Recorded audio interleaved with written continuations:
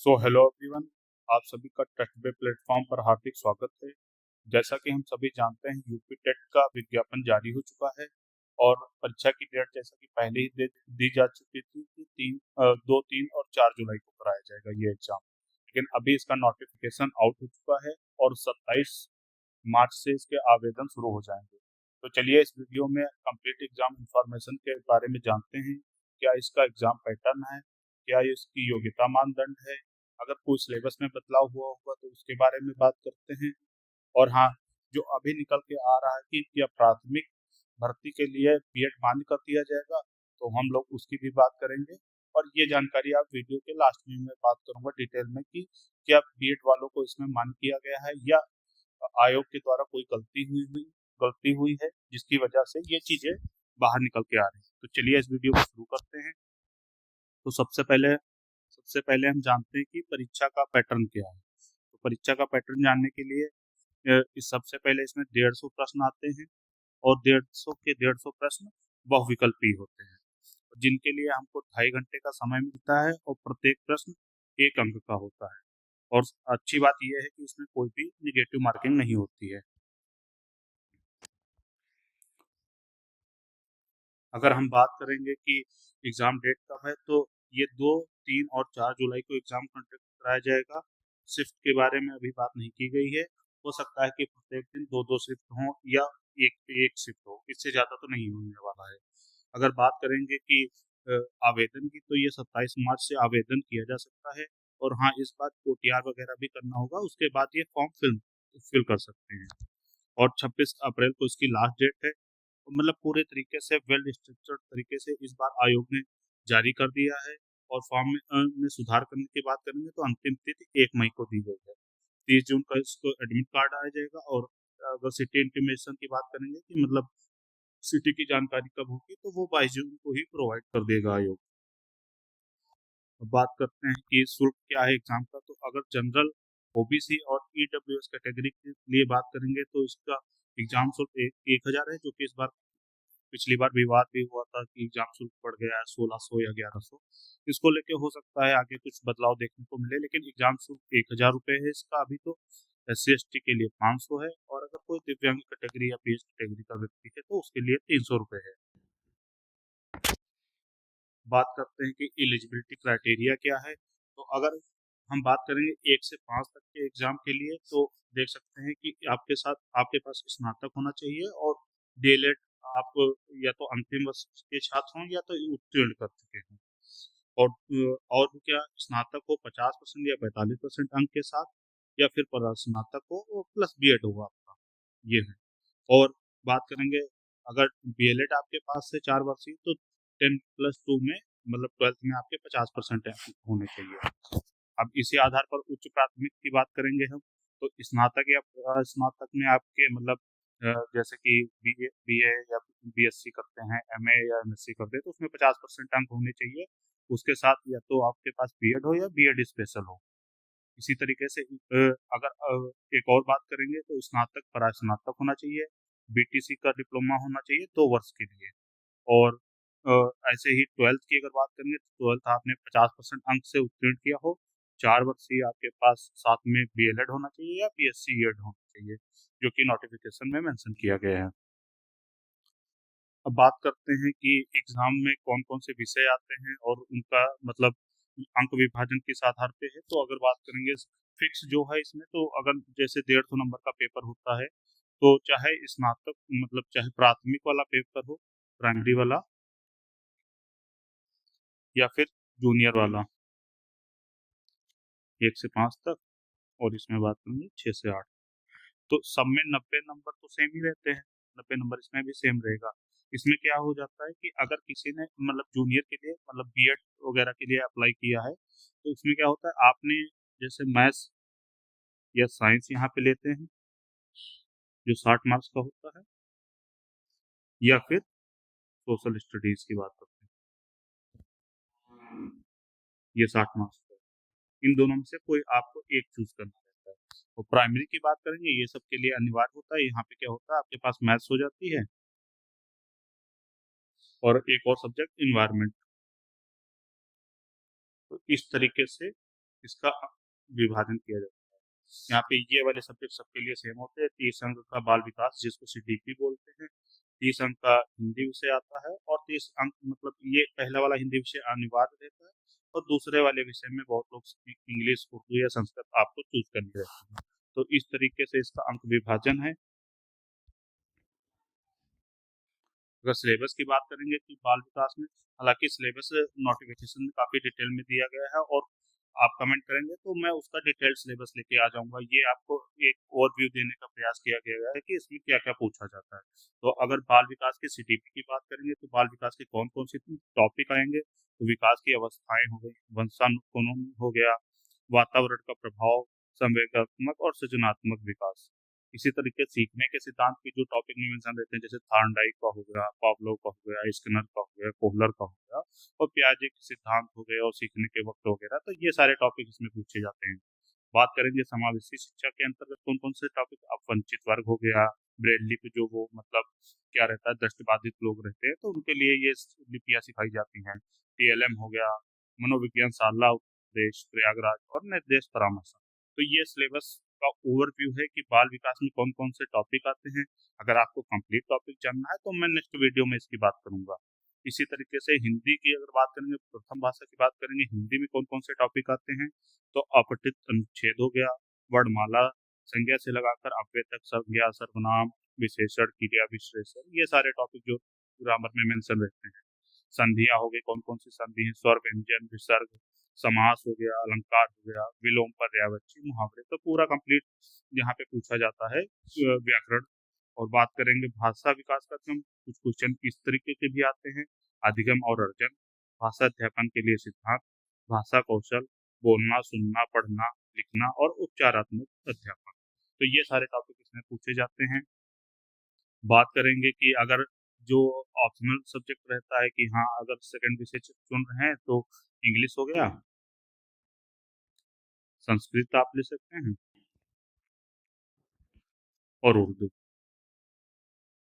तो इन विषयों में बात करेंगे तो उनके टॉपिक यहाँ पे लिखे। इंग्लिश की बात करेंगे, अनसीन पैसेज आता है, पार्ट्स ऑफ स्पीच आता है, टेंसेस आते हैं, एक्टिव पैसिव वॉइस आता है, पंक्चुएशन हो गया, वर्ड फॉर्मेशन हो गया। तो ये इंग्लिश का सिलेबस है यहाँ पे। उर्दू की बात करेंगे, अपठित अनुच्छेद हो गया, जबान की फन्नी, महारतों की जानकारी, मशहूर अदब एवं शायरों की हालातें, जिंदगी, मुहावरे, और सही इमला। तो ये सारी मतलब जैसे कि वर्तनी वगैरह होता है तो वो सारी चीजें हो। संस्कृत की बात करेंगे तो अनुच्छेद हो गया, संज्ञाएं हो गई, अकारांत, इकारांत आदि होता है, लिंग, वचन, कारक, ये सारी चीजें हो गई, व्यंजन, संधि। तो कंप्लीट सिलेबस यहाँ पर संस्कृत का भी मेंशन किया गया है। अब बात करेंगे, ये सारे विषय वो थे, जैसे कि बात करेंगे, हमने यहाँ पे देखा सीडीपी का 30 नंबर का फिक्स था, भाषा प्रथम हिंदी ही है, होना है यूपी टेट के लिए, तो हिंदी यहाँ पे फिक्स था 30 नंबर का। और 30 नंबर का ये जो यहाँ से ऑप्शन की बात करते हैं चुनने के लिए, तो 30 नंबर का यहाँ से चुन सकते हैं, इनमें से कोई एक हो गया। अब यहाँ से डिवीजन हो जाएगा प्राइमरी के लिए और जूनियर के लिए। तो प्राइमरी की बात करेंगे तो यहाँ पे 60 नंबर कौन कौन से आने वाले हैं, तो यहाँ पे मैथ्स पूछा जाएगा, मैथ्स का सिलेबस अभी देखेंगे, और उसके बाद इन्वायरमेंट पूछा जाएगा। जूनियर की बात करेंगे 6 से 8 के लिए, तो यहाँ पे अगर साइंस का कोई बच्चा है तो वहाँ पे साइंस का पूछा जाएगा, अगर आर्ट का कोई अभ्यर्थी है तो जो अगर आर्ट साइड चुनेगा तो उसके लिए आर्ट साइड क्वेश्चन रहेंगे, वही यहाँ पे मेंशन है। अगर बात करेंगे 1 से 5 के लिए, तो कौन कौन सा मैंडेटरी सब्जेक्ट है प्राइमरी के लिए, तो यहाँ पे गणित आएगा और पर्यावरण अध्ययन आएगा। पर्यावरण अध्ययन का अगले टॉपिक पे मतलब अगले पेज पे बात करते हैं क्या सिलेबस है। यहाँ गणित का सिलेबस देखेंगे, संख्याओं का जोड़ना, घटाना, मतलब क्वाड्रेंट्स रूल वगैरह हो गया, गुणा, भाग, लघुत्तम, समापवर्तक हो गया, मतलब एलसीएम एचसीएफ हो गया, भिन्न हो गया, दशमलव हो गया, प्रतिशत, लाभ हानि, साधारण ब्याज हो गया।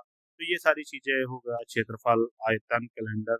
तो जो भी 1 से 8 तक या 1 से 5 तक सिलेबस रहता है मैथ्स का, तो वो यहाँ पे पूछा जाता है। और प्राइमरी अपर प्राइमरी लेवल में डिफरेंस भी यहीं से क्रिएट होता है कि अपर प्राइमरी में थोड़े से अच्छे क्वेश्चन आते हैं, और बाकी अगर उसमें विश्लेषण करेंगे तो अगर दोनों का करेंगे, तो जैसे किसी ने बीटीसी वगैरह किया है तो वो दोनों विषय की तैयारी करता है तो उसको इतना अंतर देखने को नहीं मिलता है। पर्यावरण अध्ययन के सिलेबस की बात करेंगे तो यहाँ पे कौन कौन से समाज और परिवेश हो गया, तो परिवार, आवास हो गया, हमारा प्रवेश, मेला, स्थानीय पेशे से जुड़े व्यक्ति एवं व्यवसाय, स्वास्थ्य और प्रकृति में भोजन हो गया, स्वास्थ्य एवं स्वच्छता हो गई, पेड़ पौधे एवं जंतु हो गए, जल हो गया। और भूगोल जैसे कि इसमें ये रहता है ना, पूरा थोड़ा सोशल स्टडीज वगैरह के भी टॉपिक रहते हैं, तो भूगोल हो गया, इतिहास हो गया, नागरिक शास्त्र हो गया, तो इन सारी चीजों के टॉपिक हो गए। भारत में कौन कौन सी नदियां हैं, पर्वत हैं, पठार है, वन, यातायात, उत्तर प्रदेश है, यूपी जी के से रिलेटेड कुछ कुछ क्वेश्चन पूछ लिए जाएंगे कि सबसे बड़ा जिला कौन सा है, कौन सा पार्क कहाँ पे स्थित है, तो ये सारी चीजें यहाँ पे पूछ ली जाती हैं। नागरिक शास्त्र की बात करेंगे तो संविधान निर्माण की बात करेंगे, और हो सकता है कुछ अनुच्छेद भी पूछ लिए जाए। पर्यावरण से रिलेटेड भी क्वेश्चन आ सकते हैं, जैसे 5 जून हो गया, तो ये सारी चीजें हो गई कि किस किस उपलक्ष्य में मनाया जाता है, तो ये सारी चीजें यहाँ पे पूछी जाती हैं। तो इस तरीके से प्राइमरी लेवल को हो गया। अब अपर प्राइमरी की बात करते हैं, जो दो अन्य विषय हैं, तो इसमें कौन कौन से? गणित का अगर कोई अभ्यर्थी है तो गणित एवं विज्ञान का ऑप्शन चुनेगा। और कोई सामाजिक अध्ययन का अभ्यर्थी है तो ये वाला विषय चुनेगा, जहाँ पे 60 MCQ इसके आएंगे, और गणित वाला कोई है तो 60 इसके आएंगे।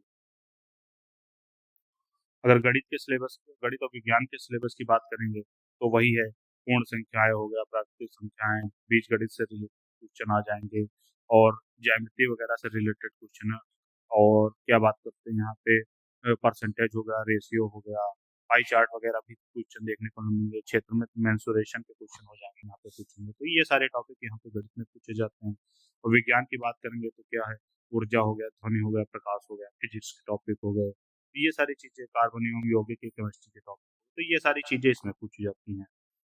बात करेंगे सामाजिक अध्ययन के पाठ्यक्रम की बात की, जो ये 60 मार्क्स का पूछेगा, तो इसमें क्या पूछा जाएगा, इतिहास पूछा जाएगा, पाषाण काल से लेकर मौर्य काल तक हो जाएगा, महाजनपद वगैरह जो वो सारे टॉपिक हैं, राजपूत काल, दिल्ली सल्तनत, मुगल साम्राज्य हो गया, ये भारत में यूरोपीय शक्तियां जो आई, पुर्तगाल हो गया, उसके बाद ब्रिटिश कंपनियां जो आई, तो वो सारे क्वेश्चन यहाँ पे पूछे जाएंगे। स्वाधीनता आंदोलन और स्वतंत्र भारत की चुनौतियां हो गई। नागरिक शास्त्र की बात करेंगे तो इसमें इससे रिलेटेड क्वेश्चन पूछे जाएंगे कि संविधान के बारे में बताइए, 12 से 35 तक जैसे संविधान है कि, और 12 से 35, और फिर 35 से 51, तो ये सारी चीजें हैं कि 12 से 35 फंडामेंटल राइट की बात करते हैं। यहाँ पे DPSP हो गया, संसद वगैरह, तो ये सारे टॉपिक यहाँ पे डिटेल में मेंशन किए गए हैं, आपको पढ़ना पड़ेगा। अगर भूगोल विषय की बात करेंगे तो इसमें क्या है, सौरमंडल हो गए, पृथ्वी के परिमंडल हो गए, विश्व में भारत जैसे अगर बात करें कि अगर क्षेत्रफल की दृष्टि से भारत का कौन सा स्थान है, तो जैसे 7वां है, तो ये सारे क्वेश्चन उठ के आते हैं।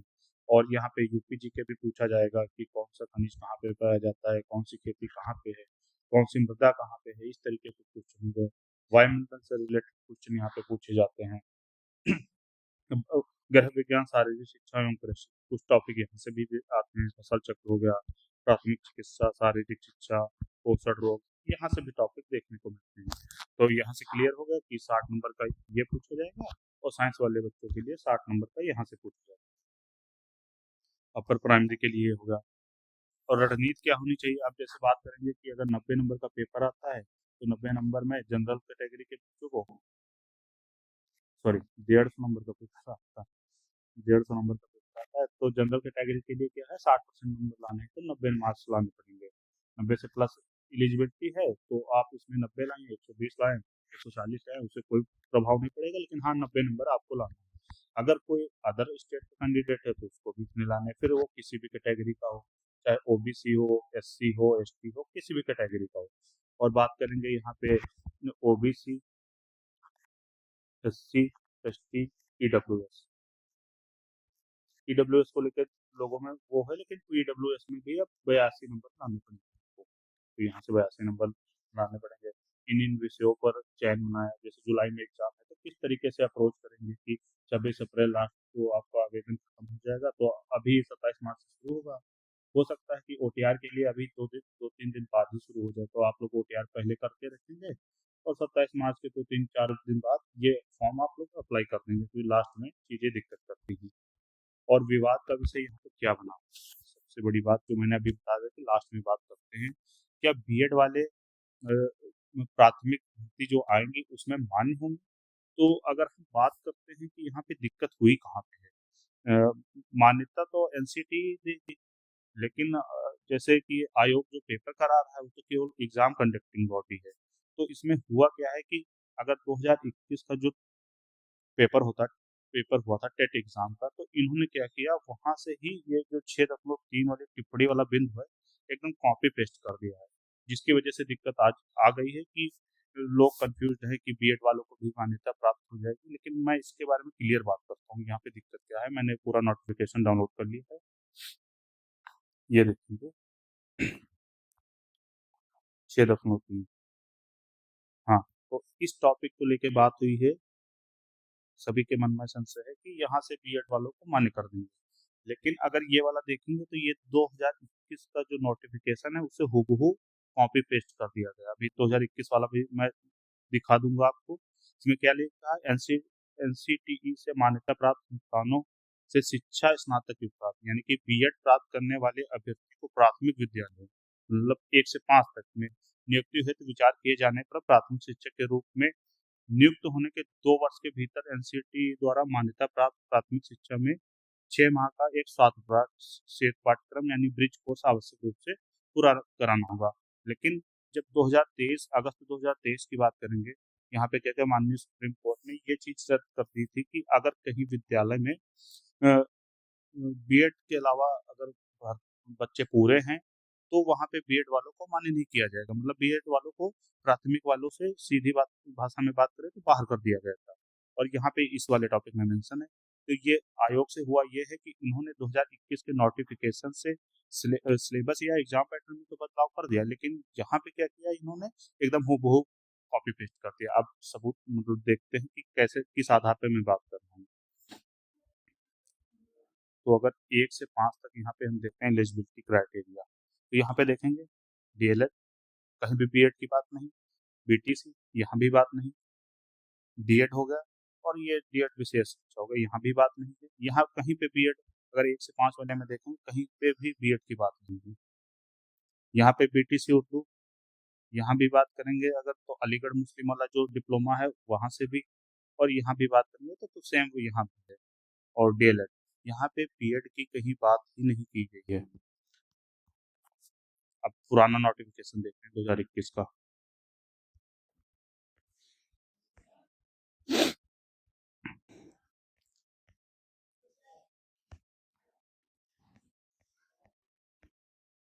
दो हजार का 21 का नोटिफिकेशन अभी देखते हैं, वहां से ये चीजें आइडिया लगी। यहाँ पे जब 1 से 5 की एलिजिबिलिटी की बात की गई थी, तो यहाँ पे हम लोग देखेंगे कि यहाँ पे बीएड बीएड यहाँ पे शामिल था, लेकिन वहाँ पे क्या है, वहाँ पे नहीं शामिल है, लेकिन पॉइंट में जब 6.13 की टिप्पणी करी गई है तो उसमें बीएड को इंक्लूड कर लिया गया। वो इस वजह से हुआ कि 2021 के नोटिफिकेशन से सीधा ये वाला तो कॉपी पेस्ट नहीं किया, लेकिन वो वाला पॉइंट सीधा कॉपी एंड पेस्ट कर दिया गया है, जिस वजह से ये दिक्कत आ रही है। तो एक भाषा में बात करेंगे तो यहाँ पे बात ये निष्कर्ष निकल के आएगा, बीएड वाले प्राथमिक भर्ती के लिए प्राइमरी के लिए मान्य नहीं है। ये केवल आयोग से एक मिस्टेक हुआ है, जिसका मतलब अभी क्लैरिफिकेशन मिल ही जाएगा। तो आप सभी को धन्यवाद। और एग्जाम सिलेबस के बारे में, कंप्लीट सिलेबस के बारे में मैं अगली वीडियो में बात कर रहा हूँ। तो थैंक यू सभी को।